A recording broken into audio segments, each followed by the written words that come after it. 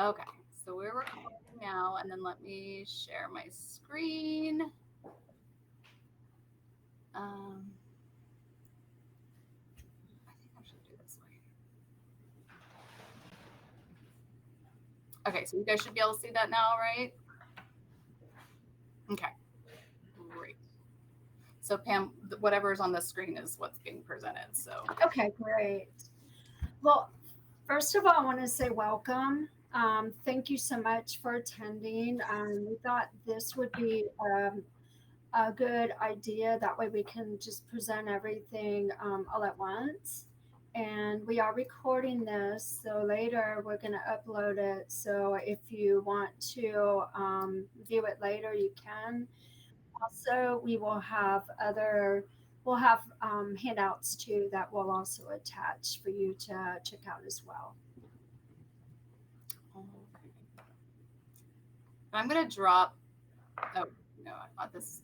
Okay, so basically the goal of today is to go over the POC, the things that need to be there, why they need to be there. We're going to talk a little bit about how to write the goals, the outcomes, strategies, collaborating with the family, and then I feel like for a lot of you, you're doing ongoing plans of care, which is a little bit different than initial plans of care. So we'll focus in on that like piece of what that's going to look like when you're creating new goals, trying to master goals, things like that, and going onwards. And I'm going to, let me do this real fast. I'm going to drop a link in the chat.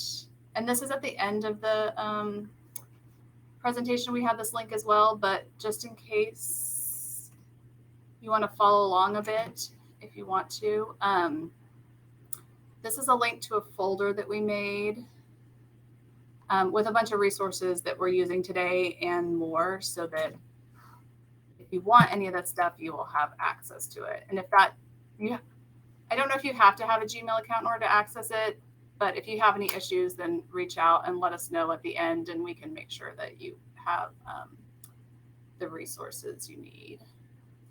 Okay. So there we go. All right. So, welcome.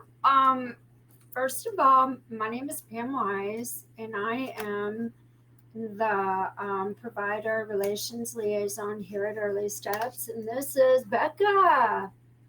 I'm Becca Fire. I'm an ITDS here. Early Steps. I've been here for about 2 years. It feels like longer. It does. You're just awesome. So today our objectives are to identify important information on the plan of care, update a plan of care for ongoing services, and access resources to write more effective plan of cares. So the purpose of the plan of care. Number one, it is a document, and it is part of the law. The IFSP is so the Individual Family Service Plan is part of the law. It's a legal document, basically listing what the family wants and what their needs are, and the plan of care is us providing the goals for their outcomes and what they would like. It's for the family service coordinator as well, because your goals and things do go on the IFSP. It's also a way to measure the child's progress. A lot of times I pull out my plan of care and we will look at it to see where we are on our progress. And it's also the way that the state measures our progress. And we always like when a family reaches their progress and the state's happy. A win win. So, what we're going to do is we're going to go over the parts of the plan of care a little by little. So, first of all, Bella would be my French bulldog. So, we're going to be writing goals for Bella today. Um, And if your child does have a Medicaid number, the Medicaid number will go on there as well. Um, Something I want to point out is the ICD-10 diagnostic code. Now that code that's given, sometimes that code remains the same.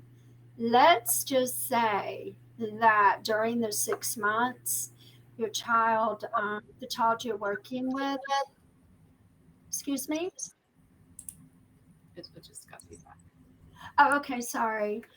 Um, let's just say that during the 6 months, you have a child that the diagnosis changes. So F81.9 is it's basically a developmental disability unspecified. But let's say they went for an evaluation for autism, and the paperwork has been given to the FSC, and the new code is F84.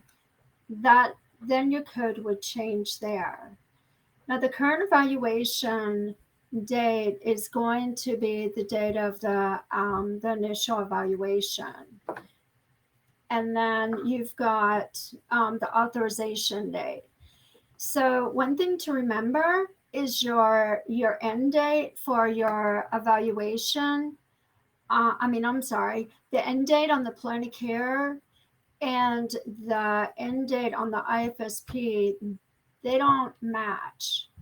The end date on your plan of care is going to be for 170 days, where on the IFSP, you're going to see 180 days. And then the agency's name, that's going to be whatever agency you're with, and of course, your name. And then EI individual session is going to be your service. And then the early intervention medication procedure goal is code, is always going to be T1027SC. Now the domains are the domains that the child qualified for during the evaluation.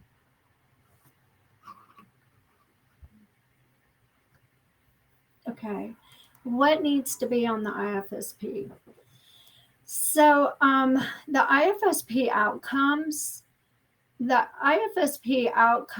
are, you're going to find that on the IFSP itself. So the outcomes listed on the IFSP are going to match your outcomes on the plan of care. So here we have, wait a minute, let me back it up just 1 second. So because we are reviewing this, the plan of care at 6 months, what you're going to do is you're going to want to go ahead and get the progress and write down the progress towards the IFSP outcomes. I love to do this with my families, because I love to get their feedback. So we actually go through the goals one by one. What are you seeing? What's your progress? And for me, this is a moment where the family can shine. And then the outcomes are always going to match the ones on the IFSP. Let's say that we need to change an outcome. What we would do is we would mark yes, and then we would add a new outcome.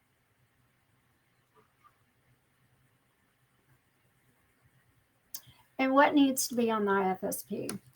Okay. So, first of all, when we're writing our outcome, we want to make sure that it's necessary and functional. A lot of times, my outcomes come from the parent. We want to make sure that they're jargon free. I always think, let's state the facts, and then positive. So, as you can see here, we've cleaned this up a little bit, and I've done this a lot myself. I'm going to pick one. I want to go to the bathroom without Jordan crying at the door. And but the outcome that we write is Jordan will play independently for up to 3 minutes while Sasha is in the bathroom, and not Jordan will learn to self-soothe. So what we want to do is, what does the parent want? How do you want them to be? So here, that's a great way to write that goal.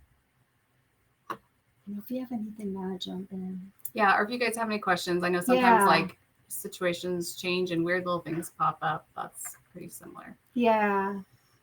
Okay. And and at the bottom is frequency. So let's say that it's 1 time a week. okay, and 60 minutes. And again, you're going to have your 170 days. For location, always put natural environment, because natural environment can be anything. That can be the daycare, that can be home, that can be going to a park, that can be going to a restaurant or to a grocery store. That's part of the child's routine in the natural environment. And for what I also recommend too is to write this as a draft. And on the draft, you can sign your name, but we're not going to have the professional sign just yet. And the draft is what goes to your family service coordinator about 2 to 3 weeks before the actual IFSP meeting. Okay. So we skipped this section, so now we're going to come back to it. So you have your outcomes, and then you're going to have all your goals that support those outcomes. So the parents get a lot of control over what they want the outcomes, because that's the most important stuff, right? We want outcomes that the parents are interested in, because then they're more motivated in order to achieve those outcomes. But we get a little bit more of our own leeway in the goals, because we know developmentally how to get the kid to meet those outcomes. So most of the time, and I will say, if you're in the last, about like 6 months of a plan of care, so if you're redoing a plan of care, you may not have short-term goals. But if you have a plan of care, if the kid's going to be in the program for a little while, you'll write some short-term goals that are about 3 months out, and then you'll write some long-term goals that are about 6 months out. So depending on when you're redoing the plan of care, you might just have long-term goals, and that's okay. But if you've got 6 months, ideally you write short-term and long-term goals. And all the goals need to relate to the outcomes. It's okay if a goal, so a lot of times I'll have a family say, like, we want Johnny to ask for milk, right? But Johnny's got no invitation, he's got no attention, things like that need to be built first. It's okay to write those to support that longer term outcome. But they all need to relate to the outcomes. Now, sometimes on a plan of care, especially if you have 2 different providers in the home, say like you're in the home and there's also like a speech therapist, some of those outcomes you might not be directly addressing, and they might be more for that speech therapist instead. But ideally, you would have goals to meet all the outcomes that are current for that child. So when you're setting goals, and I feel like everyone does it a little different way, so I'll say my way, and be flexible as to however you're trained. I feel like we all come from such different backgrounds that we can accommodate some flexibility in our lives. I really do try to keep with the idea of a SMART goal. So SMART goals is just an acronym for specific, measurable, achievable, relevant, and time bound. So that basically means you need some numbers in there, so that ideally, if someone were popping in, they could collect data on where the kid is at. We don't want, kind of like Pam said earlier, we don't want the goal that Jordan's going to self-soothe, because we don't really know what that looks like. We don't know the time. We don't know, it's really hard to say whether he's met that goal, because what self-soothe to one person might not be to another. And we need to make them specific enough that we can do that. Mm-hmm. So a lot of times we'll write like trials, you'll see 2 out of 3, 8 out of 10, once a day. You need to make some type of measurable component to your goal. I'll go back so that you guys can see some examples of that. So right here we have, you can see my cursor. Okay. So it says Bella will imitate 15 to 20 animal environmental sounds, right? So we have some numbers that we know that once she's hitting, I'm assuming Bella's a girl. Did you write girl? Okay. Yeah. Once we're writing 15 to 20, we've got a number, a measurement that we can say, yes, this child's doing this, or no, this child's not doing it. There's another one on here that walk independently. 10 steps or more towards mom or dad, really specific goals with things that you can measure. I tend to like 2 out of 3 personally, just because I feel like if you're in a session, you can typically run 3 trials of something to see where they're at, and you can measure progress that way. Sometimes if I know the parent's going to be doing a lot of measuring the progress, then I'll write like once a day if that's appropriate, just to have a really nice, easy benchmark. But I know other people do other things. And so, whatever works best for your style, as long as there are some measurable things that we're doing. Achievable, the goal is that these kids will meet these goals, and that we'll be writing new goals for them as they progress. We don't want to make our goals so hard that they won't be able to meet them, because then the parents, when they do the IFSP review, they're going to be like, not met, not met, not met. And that's a little bit discouraging. So we want to make these goals that they can achieve within the period that we're asking, or that we're setting up. Obviously relevant, they should reference back to the outcomes, in which case that would make that relevant. And then time bound, we have that 3 months, 6 months. So that's kind of already built into that system.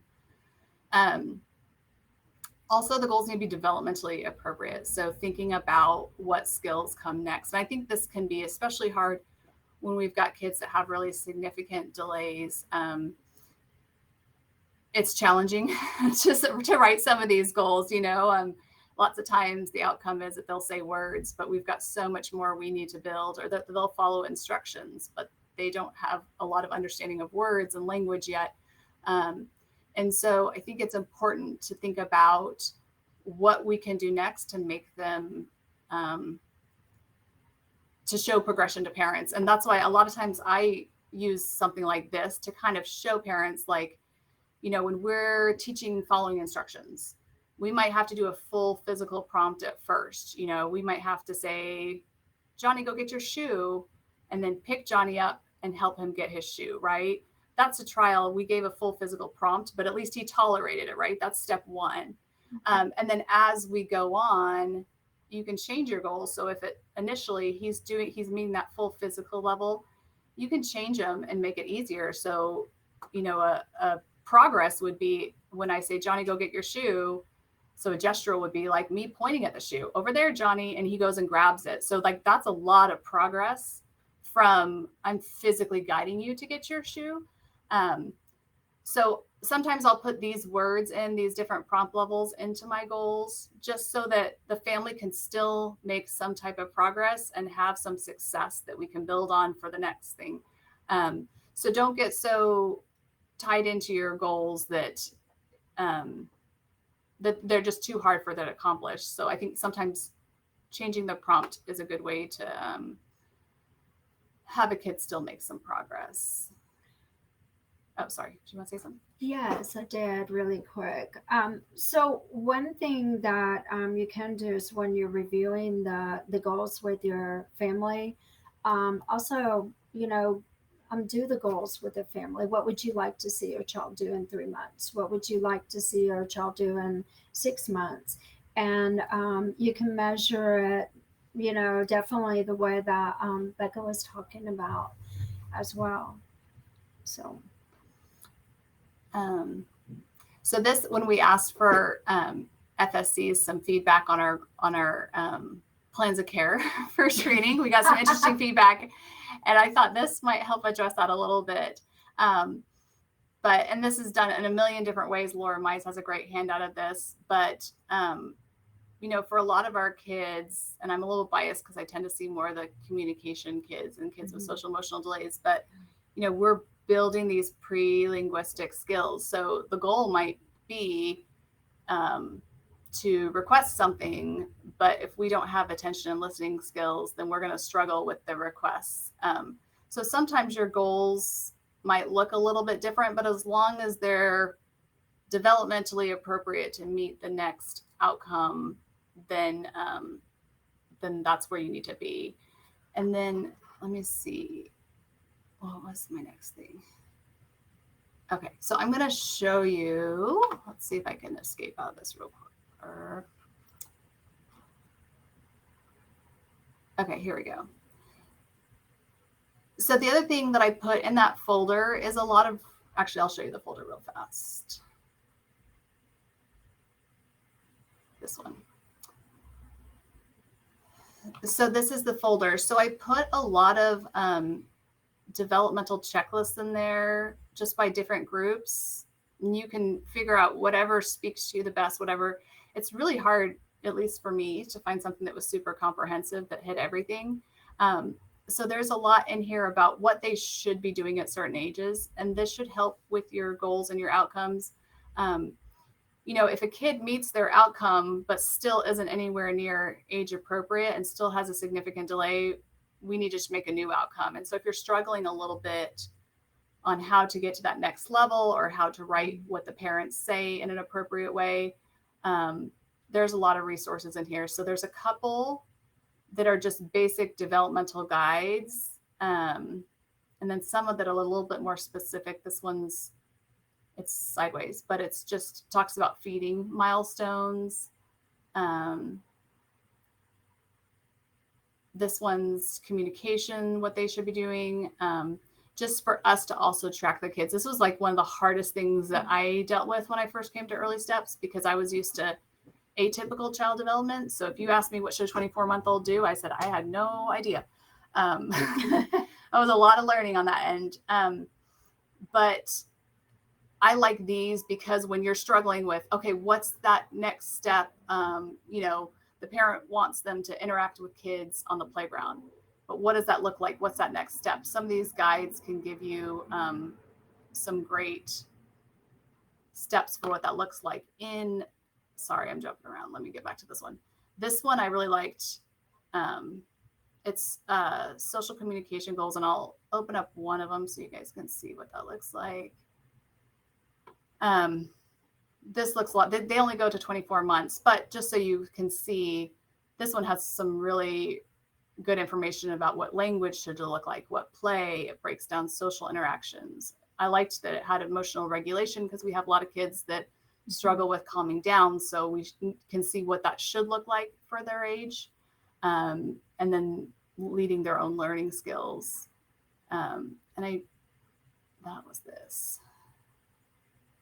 And then you can kind of see that progression from 17 to 18 months. They should be able to pay attention and monitor something that the parent is doing. And then at 19 to 20 months, they should start sharing their interests with the parent. 20 to 21 months, they should start taking turns in that sharing interest skill. And then 23 to 24 months, start staying on a topic that they're discussing with their caregiver or a friend or anything like that. But I just thought those might be some good information for everyone to be on, like where to get next.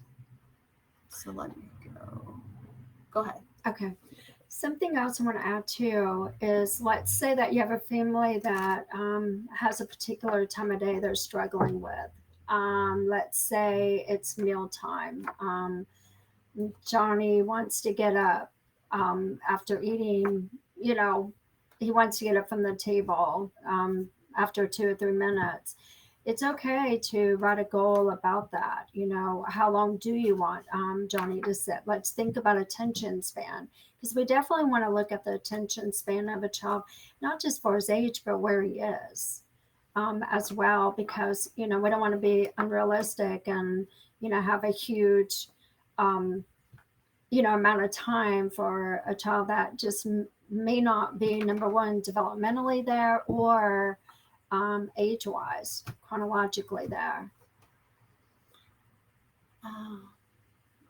And then the next thing on the plan of care is you're going to write specific activities in order to achieve the goals or outcomes. This information also goes in the IFSP, and it's super helpful for our FSCs to have strategies that meet all the outcomes. So they shouldn't be, if you've got a communication goal and a adaptive goal, like maybe they want him to brush his teeth, right? Your strategies shouldn't all be in one area. They should be hitting both of the outcomes so that the FSCs have outcomes to put in both areas. some of your strategies might be medical. So, if the child's had multiple ear infections and the pediatrician has referred to the ENT and they just haven't gotten a call back from the referral, it's appropriate to put on there help parent follow up with ENT referral, making sure that the medical, helping support the family and making sure that the medical needs are being met. We have developmental strategies, those would be the typical ones that we use a lot. We want to use strategies, make sure that we have strategies in there that are evidence-based, and also incorporate family preferences. So I feel this is what I do is negotiating with the families of where they're at and where we can get to the next level and how they want to get there, and you might, I have one family that I saw today that's really great at setting boundaries, and they're 100% behind setting boundaries, and that's easy. And so I might write a different type of goal versus a family that's really struggling on setting boundaries. That might look a little bit different. We still need those, but those levels would look different depending on where the family is at. And we always want to promote learning in those everyday natural learning opportunities. And then I was going to escape out of here again because I'm going to show you also in the folder we have, hold on, let me pull you guys back up again so I can make sure you're seeing what I'm seeing. Okay. So we have all these developmental guides. We've got a couple guides here on writing outcomes, some plan of cares, and then this are some strategies for intervention. If you're going through the EPIC program, there's a really, really nice handout, but it also says on it that you can't distribute it outside the EPIC program. So I didn't want to put it in here and get in trouble. So I found this other one, which is basically a very similar program for what they're doing with EPIC. Just a lot about these strategies that we can be putting in there to help our families meet their goals and their outcomes. And this is just a nice thing. And I feel like this is created for an ITDS audience. So it was a good one for that. Okay. Let me go back to present. Oops.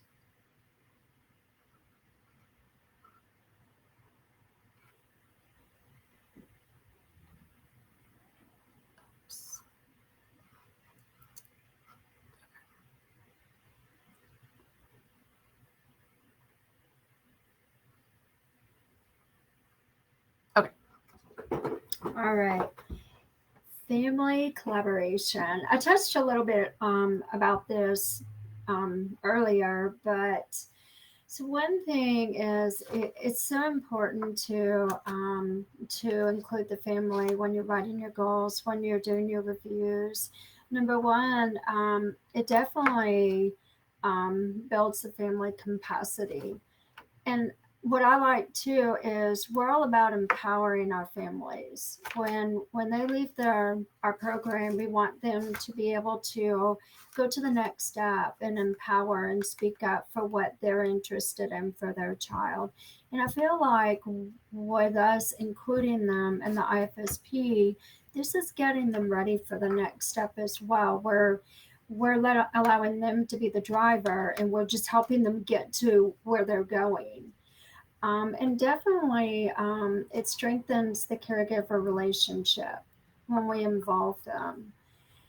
And then, as far as strategies for effective collaboration with families, definitely listening to them, using active listening and no judging. And I really love that we added on here respect for cultural differences. The one thing to keep in mind is we're here for them. And one thing, we all come from different backgrounds, different cultures, but respecting what their culture is. And even your goal writing, reflect what their culture is. And then sharing in the decision making. I feel like this is so important. And again, including them, there may be those times of day, even when you're measuring the goal, even asking them, and this is part of EPIC as well, on the 5Q is, how will you know that this goal is working? How will you know when you've reached this? Ask them what their the measurable, how they feel like the goal is working, and that can also be another way you can measure it for the family. There's a lot of different ways that you can do that, but definitely sharing them in the decision making, I feel like, is so important. It creates that buy-in for the family, and it gets them excited. And again, we're putting them in the driver's seat, and we're just helping them get from point A to point B, and we really want to empower them.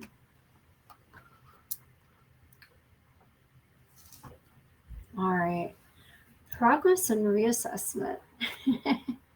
So, what I do every time I go out for a home visit, I always, in Epic, it's basically setting the stage. It's getting progress on how they're doing, going over the goals. So, what happened this week? What is, tell me about your goals. What are some new things that we're working on? So, definitely, when you're going out for your sessions, check in, find out what progress it made. And that's exciting for the families too, to be able to share all that. Um, and it also helps you later when you're creating those the goals and the outcomes. And then just creating a draft. So again, about 2 to 3 weeks before that IFSP is due, this is when I would sit down with your family and go over everything. And at this point, just reviewing all the goals and outcomes, and any goals that they've matched, you don't have to put them on the new one. I mean, if, let's say that Bella is now walking and going upstairs, that doesn't need to be on the new goal. And it can also be that you may have new outcomes, because if they've reached all the other outcomes, maybe creating new ones, and definitely creating new goals. And again, just making sure that the draft plan of care gets to the FSC before the review or annual, about 2 to 3 weeks before. The reason why I keep saying 2 to 3 weeks is it gives them time to kind of get everything together. And we should all be included in the annual or the review. Let's say that I'm sick and at the last minute I have to cancel.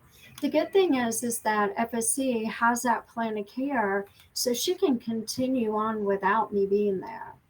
And because she already has all the updates, the new goals, any new outcomes, and so that way, they can go ahead and continue without the you being there.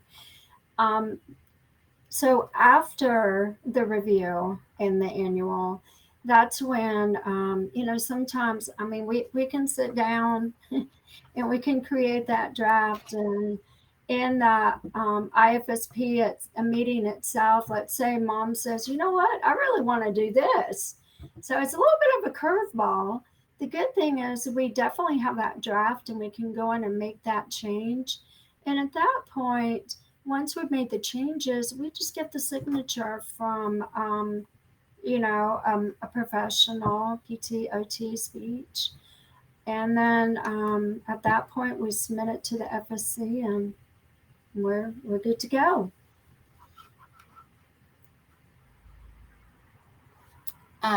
So like I said, we have the resource folder for everyone if they if you'd like to get any of the resources out of there. If there's anything you'd like to add in there, feel free to email it to me and I'll pop it in. We want to make sure it's a good resource for everyone. If you have any other questions, Pam Wise is the go-to for all questions POC and training, and she'd be happy to help you guys with that. That's what I'm here for. And with that, do you guys have any other things that didn't get covered, questions that you had, or special case? And something always pops up with me, and I'm like, I don't know how to do this piece. or and the FSC gently reminds me, hey, Becca, something's changed and I have to put it in there. But if you have any other questions, that would be great. Time. Review with me again how you get to all the folders. So you should be up there. Yeah. So this will go out, but I put it in the chat. Were you able to see the chat and click on that link? Yeah, but once we get off of here, I won't be able to get in the chat. Okay, so we can send it out for sure. Okay. Mm-hmm. That'd be good. And that way we can get it to the people that weren't able to come today. Yeah, I see it in the chat, but then of course when we get off today, then that will go away unless I copy it down. You could just save it as a bookmark because it's going to be such an amazing resource. Well, it is a resource. So yeah. And there's also in the resources too is a plan of care cheat sheet. So what we went over today will be on that cheat sheet as well. Let me show you that too, because that's nice. That's a good resource too.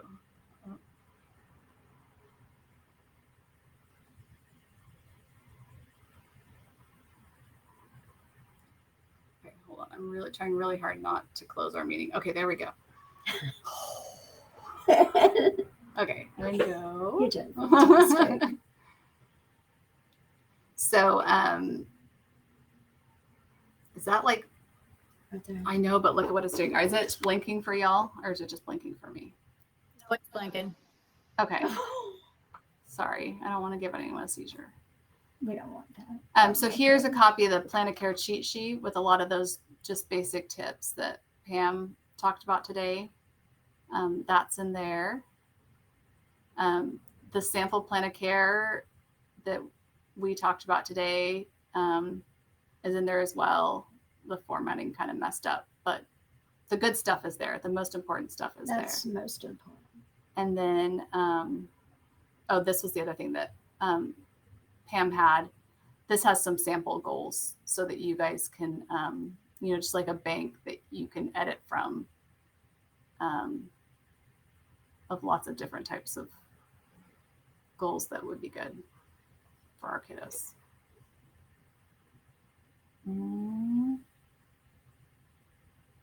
Okay. Do you guys have any questions for us?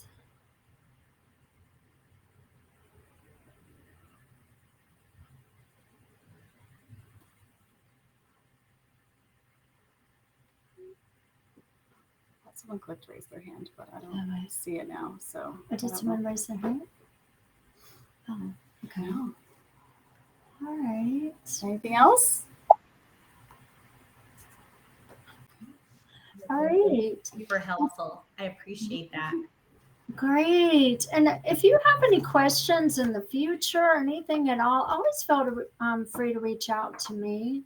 And especially, if you have a Plan of Care meeting coming up and you're like, you know what, I really want to know exactly what to do. I don't mind tagging along and, helping you out. That's what I'm here for. Thank you, Pam. You're so welcome. All right. Well, y'all have a happy weekend. And thank you so much for attending today. Thank you, ladies. You're welcome.